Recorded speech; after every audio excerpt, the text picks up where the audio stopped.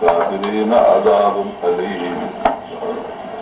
ما يود الذين كفروا من أهل الكتاب والمشركين أن ينزل عليكم من خير من ربكم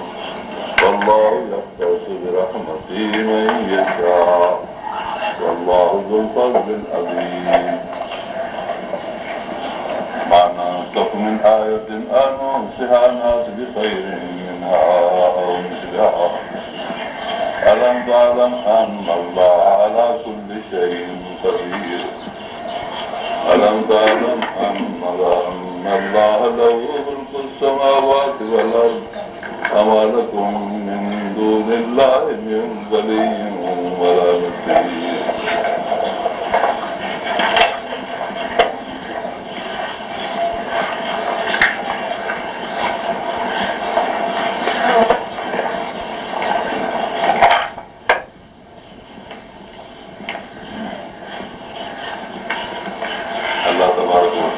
बनी इसराइल जी हालात खे बयान फरमायो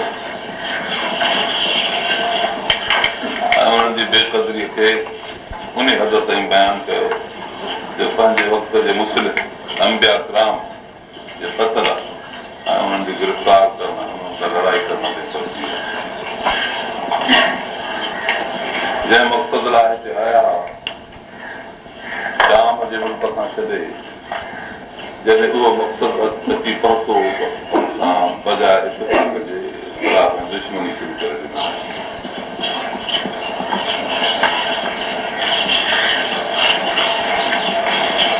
इहो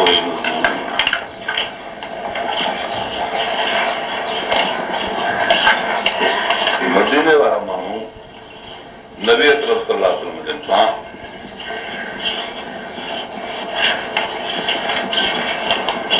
किन ॻाल्हियुनि ॿुधण जे करे वाक़िफ़ थी चुका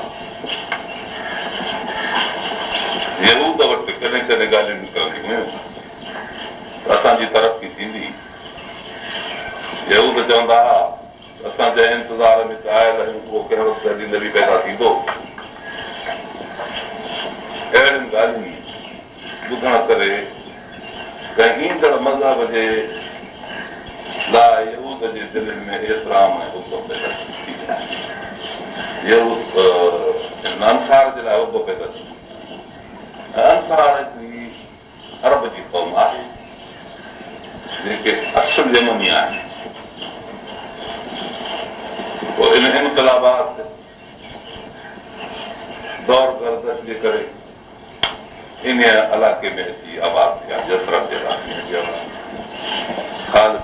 अरब यमन हुज़ूर अनवर सल्लल्लाहु अलैहि वसल्लम यमन जी तारीफ़ कई आहे अल ईमान यमान वल हिकमत यमानिया ईमान बि यमन जो त हिकमत ऐं दानिश बि यमन जो हिन में मुफ़स्सिरीन इत्तिफ़ाक़ कयो आहे त इहा तारीफ़ आहे अंसार अंसार यमनी आहे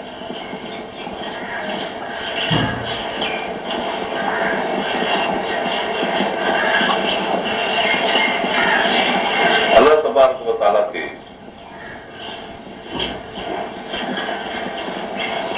इल्मु थियो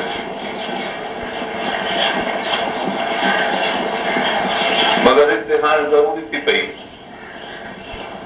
त बनी इसराइल हिकिड़ी शिकिस्त खाधल पोइ ते हटंदड़ ऐं ख़सीस हरकत कंदड़ क़ौम ऐं ज़लील ज़हन वारी क़ौम आहे तंहिं करे अंसार जो हुनजो एतिराम था कनि ऐं इहा ॻाल्हि सही हुई त हुननि जे लाइ दीन इस्लाम जे अंदरि जेका इज़त वेठी हिसा उहा हिन यहूद सां उथण वेहण जे करे कंहिं मज़हबी जमात खे ॾिसण जे करे थी उन्हनि सां हिननि खे अलॻि करे थींदी कंहिं बि वक़्तु उन्हनि जे हरकतुनि में मज़हब मुतासिर थी पवनि इस्लाम आहिण खां बाद बि यहूदियुनि जो असरु नथा वठनि छाकाणि त इब्तिदाई वाले में इहे अंसार यहूदियुनि खां मुतासिर थी के मज़हब जा क़ाइल थी पिया हुआ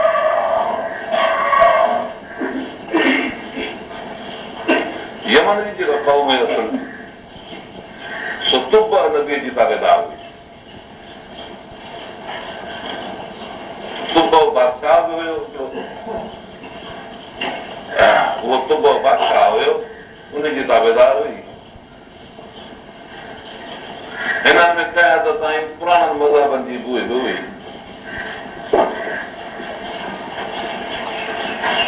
पोइ इहे अंसार मके मुकरम ॾे उकाज़ जे मेले ते ईंदा। ज़ुल्म जिन उकाज़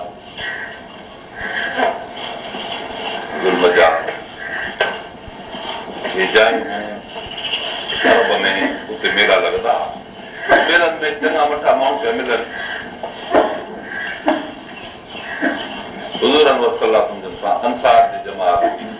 मुलाक़ात थी वई। पाण नबी अकरम सल्लल्लाहु अलैहि वसल्लम घुरे पिया सभिनी जे लाइ दीन ॿुधाइण जे लाइ। उते ॻाल्हियूं ॿुधी एतिरे क़दुरु हे ख़ुशि थिया जो नबी अकरम सल्लल्लाहु अलैहि वसल्लम सां बहस ॿिए साल ते हुज़ूर अनवर सल्लल्लाहु अलैहि वसल्लम खे दावत ॾिनी। इहो हिकिड़ो इंतज़ाम कुदरती थी चुको। जॾहिं नबी कंहिं फैज़ा मदीने मुनव्वर में आया ज़रूरु ॾिनो नबी कंहिं जी आमद खे पंहिंजे मज़हब ऐं दीन जे लाइ काफ़ी घणो महसूसु कयो ऐं उन्हनि जो दीन मनसूख थियण जे हद ते पहुची चुको हो। हिननि जी दस्तबर्द ऐं दीन सां मज़हब सां हरकतूं रिवायतुनि खे फिराए पंहिंजूं रिवायतूं बणाइण सां हक़ीक़त ऐं असलियत घणे क़दुरु थी वई। एतिरे क़दुरु जो किताब जा काग़ज़ चुंबड़ाए मसाइल खे बंदि करणु तौरात शरीफ़ जा काग़ज़ चुंबड़ाए मगर के उलमा हिननि में हुया भला जिन खे उहा मालूमात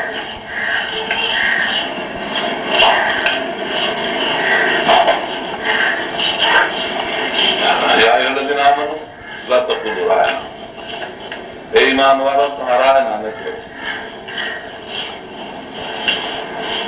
हुज़ूर अनवर सल्लल्लाहु अलैहि वसल्लम जो एतिराम कंदा ऐं हुन एतिराम में पोशीदा हरकतूं बि रखंदा। हिकिड़ो माण्हू अदब कंदो आहे पर बेअदबी हूंदी आहे मंज़ूर। यहूद जीअं त ख़िलाफ़ हुआ रसूल सल्लल्लाहु अलैहि वसल्लम जे अदब इन करे कनि पिया जो अंसार नबी अकरम सल्लल्लाहु अलैहि वसल्लम जे करे लॻी पिया ऐं बेअदबी इन करे कनि पिया जो मञनि न पिया पाण। अहिड़े क़िस्म जा अखर रखिया जेके ज़ाहिरी तरह सां ॼणो एतिरा ख़राब न पिया नज़र अचनि पर उहो पंहिंजी बददीनत ऐं बददियानती पूरी करे पिया वठनि। राय न जो पर पिया ॻाल्हाइनि। उनजी माना आहिनि ॿ रिआयत कर नबी सोच जी रिआयत कर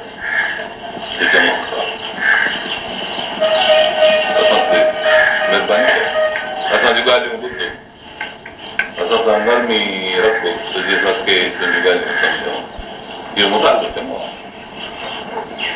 ऐं आम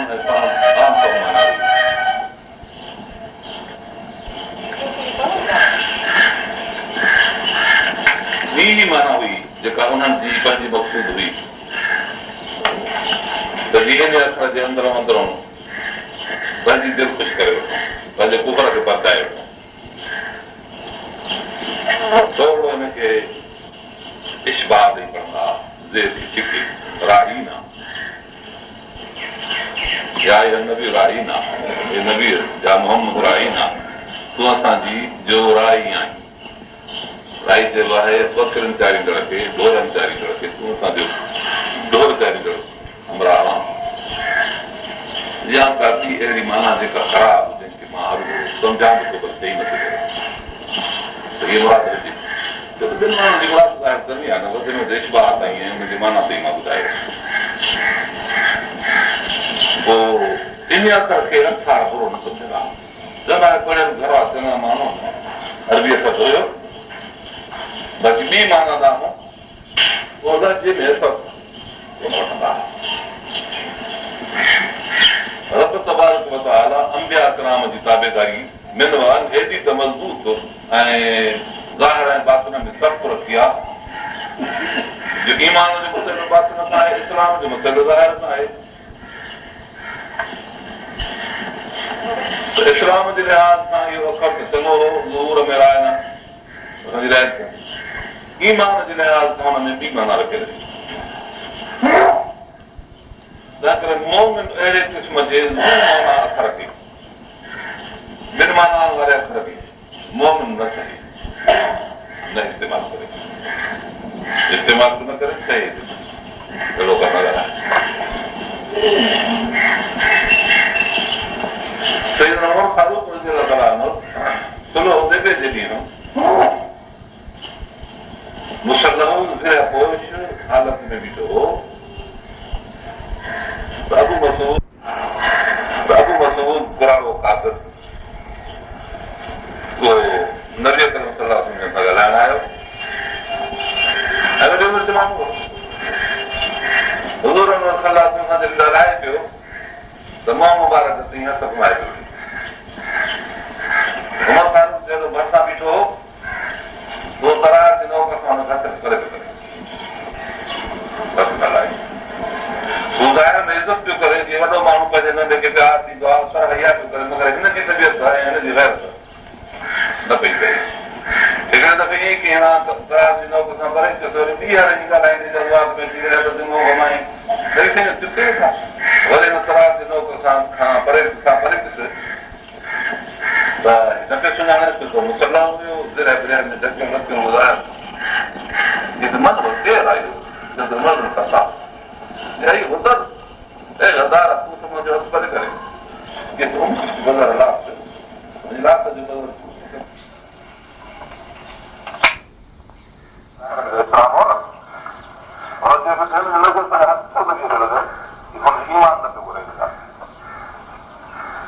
रब तबारक व तआला यहूद जे हाल खे ॾिठो तंहिं करे उन खे राय न चयो नबी जे लाइ त तव्हां इन में थोरो इस्बात ईमान ते असर पंहिंजे दिलि में रखी ऐं पोइ ख़ुशि था थियो त नबी असांजी ॻाल्हि खे न सम्झो, असां ॻाल्हि हली वरितोसीं।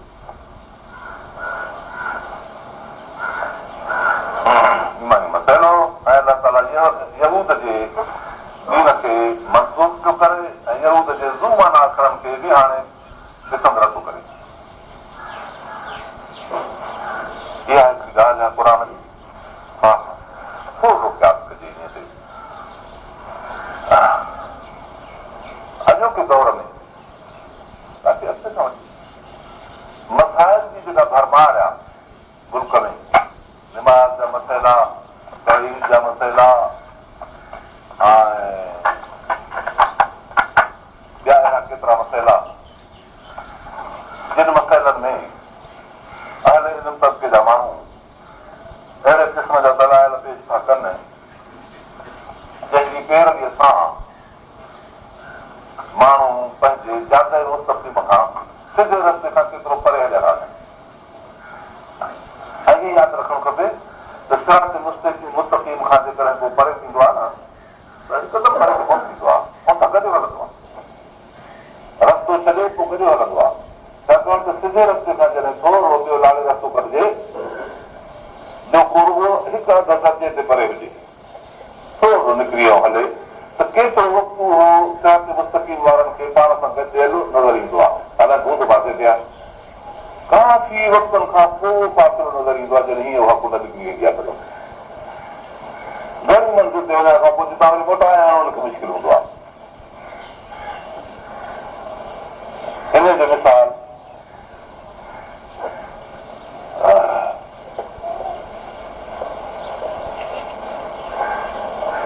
सिखे जे मसइलनि में, हिन जो मिसाल तसव्वुफ़ जे मसइलनि में, हिन जो मिसाल हदीस जे मसइलनि में असांखे मिले थो। जेके जाते मुस्तक़ीम खां हटी वञण खां बाद जो फ़िलहाल न पियो नज़र आयो त परे आहिनि, एतिरो परे थी विया जो उन्हनि जो वोटाए अचणु मुश्किल थियो ऐं पोइ हिकिड़ी धुरबीअ खे बि ऐं ॿी धुरबीअ खे गुमराह चवणु लॻा। इहा हद ई आहे ग़लती। सिंध में केतिरा अहिड़ा मसइला निकिता जेके ग़लति मसइला, इस्तेमाल ग़लति आहे।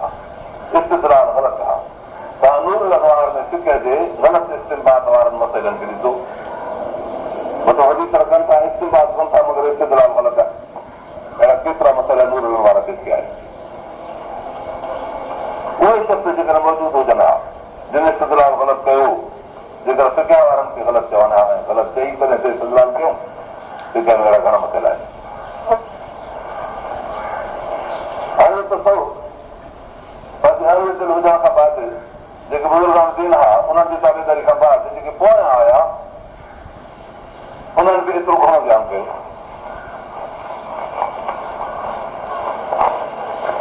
इनते अलाह ने सुबकी ऐं ॿियनि घणो लिखियो आहे जो माण्हू बजाए तज़के नफ़्स जे ऐं सफ़ाई क़ल्ब जे एतिरे क़दुरु ग़लतकार थी विया जो माण्हुनि में शिरक ऐं बिदअत ग़ैर अल्लाह जी पूॼा ताईं पहुची विया।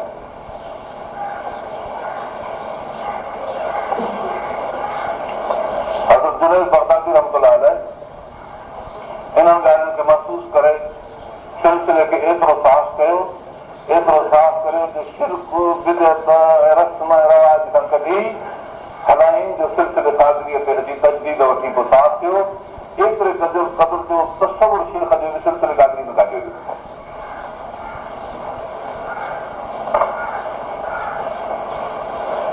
इन नुक़सान खे हिननि माण्हुनि महसूस कयो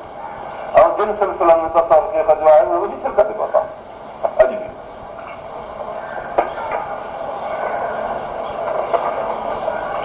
ऐं मक़सूद जे नज़र ते पहुची वियो इहो।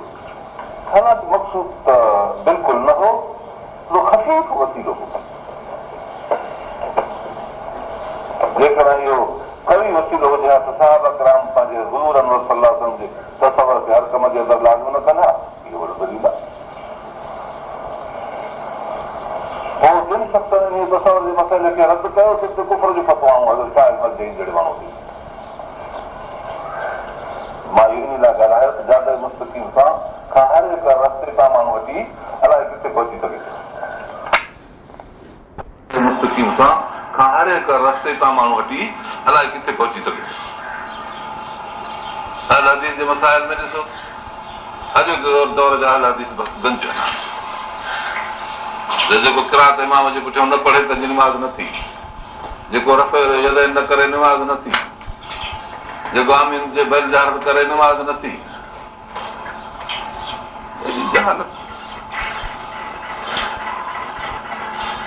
जहिड़ी तरह यहूद सां नबी अकरम सल्लल्लाहु अलैहि वसल्लम जिहाद करे चढ़ाए ऐं जान छॾाए पंहिंजे दीन मुस्तक़ीम खे साफ़ कयो, अहिड़े क़िस्म जे गंदगियुनि हरकतनि खां एॾे हिकिड़े वॾी महिनत सां जिहाद सां सफ़ाई करे सघिजे थी। न त एतिरो असांजे इस्लाम में इहे शयूं मख़लूक़ थी वियूं आहिनि जिन जे इख़्तिलात खां बचणु ॾाढो मुश्किल आहे। ऐं पोइ मुद्दई अहिड़े क़िस्म जा माण्हू थिया ख़लफ़ में बाद ख़लफ़ अज़ाअ सलात वतब शहवात फसौफ यल्क़ून गय्या, अहिड़ा माण्हू थी विया। अल्लाह रहम मनो थी वई त रायना जो कर न चइजो, उनज़ुर न अलाह ताला मुक़ररु करे ॾिनो, चओ उनज़ुर न बसि नज़र कर असां ते अखर ॿियो कराए छॾियो, अखर इहो न चइबो। अहिड़ी तरह ॿिया अहिड़ा अखर जेके ग़लति हुजनि अहिड़े क़िस्म जा अखर न आहिनि चवणा। वक़ूलू ला तक़ूलू रायना ऐं मनो, तव्हां यहूदियुनि वारो अखर बि न ॻाल्हायो। यहूदी ॻाल्हाइनि उन्हनि खे त मनो, पर मुस्लमान बि न ॻाल्हाए। छो त मुस्लमान जॾहिं ॻाल्हाईंदो त यहूदी बि ॻाल्हाईंदो, यहूदी ॻाल्हाईंदो पंहिंजे नियत सां, मुस्लमान जी नियत में ख़लल कोन्हे। पोइ हितां ग़लति फ़ाइदो वठंदा। हितां सम्झ में आयो त तशब्बुह बिल कुफ़ार कंहिं बि सूरत में चङो न आहे, नुक़सानकार आहे। तशब्बुह बिल कुफ़ार पियो थिए छो त पैदा कयल उन्हनि जो अखर। काफ़िरनि जी जेका बि शइ आहे मुस्लमान खे इस्तेमालु करणी कान्हे। तलफ़ुज़ में बि लफ़्ज़ बि उहो न आहे ॻाल्हाइणो,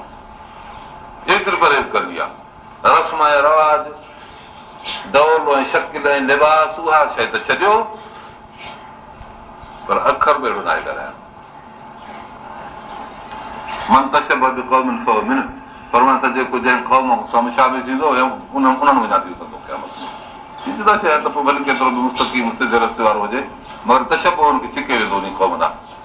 हशर उन्हनि जो उन्हनि सां थींदो। जेकॾहिं इहा शइ ख़राब न हुजे हा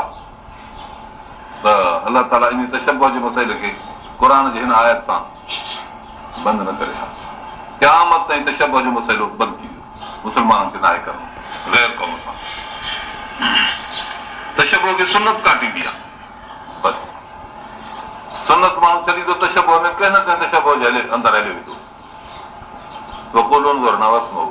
नज़र कर असां ते ऐं ॿुधो इन ॻाल्हि खे सम्झो इहे हरकतूं जेके काफ़िर कनि था इन्हनि खां पाण खे बचायो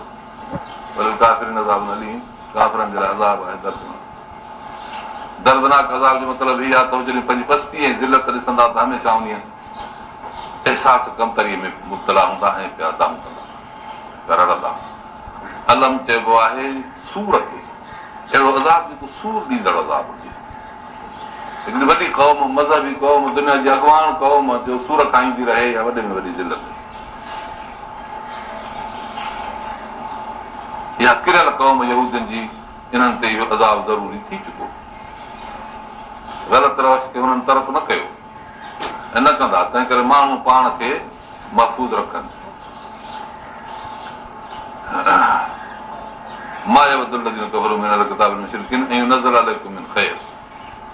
रब ताला हुननि जे ख़ैर खाईअ खे जेका बयान पिया कनि ॿुधाए थो त हेतिरी आहे नथा चाहिनि काफ़िर अहल किताब जा न की मुशरिक त नाज़िल थिए तव्हां ते को ख़ैर बरकत रब जे पासे नथा चाहिनि इहा ॻाल्हि मूंखे वणी कान्हे मके जा मुशरिक मदीने जा अहल किताब उन्हनि में जिन बि इस्लाम आंदो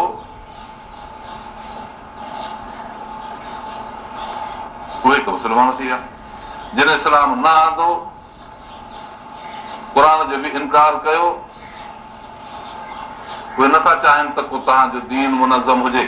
तव्हांजी जमात मज़बूत हुजे तव्हांजी हुकूमत लश्कर वारी हुजे तव्हांजी कुवत दुनिया में ज़ाहिर थिए नथा चाहिनि ऐं मक़सदु हुननि जो इहो आहे त तव्हांखे ईज़ा हुजे तव्हांजे नबीअ खे ईज़ा पहुचे अहिड़े क़िस्म जो तव्हां बि उहा माना सां सम्झो जेकर तव्हां हुननि जो इतबा कंदो त एतिरो तव्हांखे छिके खणी वञी उछलींदा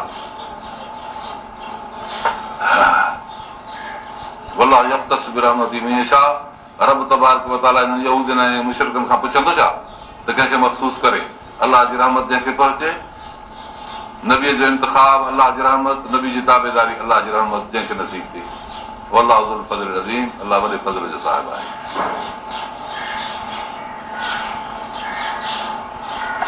यहूदियुनि जो दीन मनसूख थियण वारो हो तॾहिं अलाह ताला नसख जो बयानु आंदो यहूदियुनि जे कौल खे यहूदियुनि जे करार खे अलाह ताला ख़तमु कयो कौल ईअं ख़तमु थियो करार हिते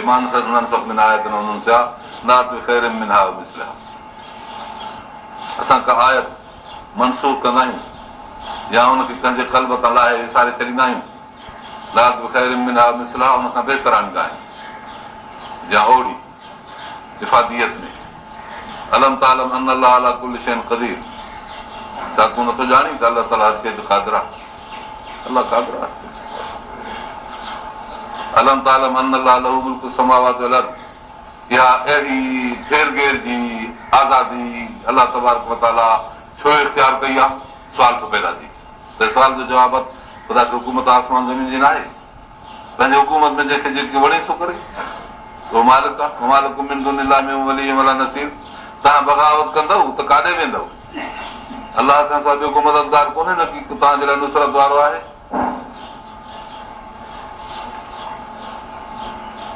हिन में ही इशारो आहे त जेके बि काफ़िर आहिनि उहे नथा चाहिनि त को तव्हांजी जमात मज़बूत रहे ऐं अलाह तबारक व तआला जो हुकुम तव्हां ॾे नाज़िल हुजे ऐं तव्हांजा माण्हू इन जा पूरी तरह ताबेदार हुजनि इहो रहमत जो इख़्तिसार जेको रब तबारक व तआला कयो इहो ख़ासि तव्हांजे लाइ अलाह ताला कयो आहे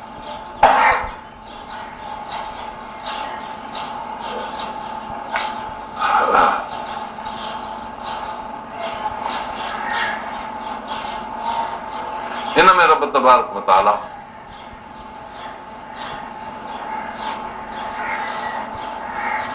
अंसार जे दिमाग़ में हिकिड़ो जेको फ़िक्र विहारे छॾियो हो यहूदियुनि मज़हब असांजो आहे उन खे टोड़े दिमाग़ साफ़ थो रखे मनसूख मज़हब जो असर जेसिताईं दिमाग़ में हूंदो तेसिताईं मौजूद मज़हब जी अहमियत न रहंदी इहो क़ुर में आहे, इहो हदीस में आहे ऐं इहो फिक़ह में आहे। उहो माण्हू अमल जे मथां मज़बूत न रहंदो,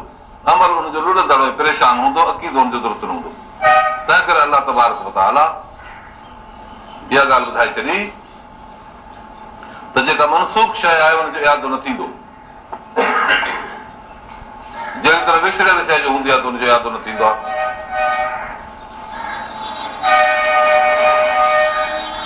हिन अला कुल शइ क़दीर मथां इशारो हीअ आहे त रब ताला जॾहिं हुकुम तब्दील कंदो आहे त हुकुम जे तब्दील सां कानून बि बदिलजी वेंदो आहे। हाणे जेको कानून यहूदनि वटि हुयो उहो कानून न रहंदो, लाज़मी तरह सां यहूदनि जे कानून खे हाणे टोड़ियो वेंदो, जुज़ियात खे बि टोड़ियो वेंदो, जीअं कुलियात खे टोड़ियो वियो। कुलियात खे टोड़ियो वियो क़ुर शरीफ़ जे नाज़िल करण सां, जुज़ियात खे टोड़ियो वियो जीअं मसइलो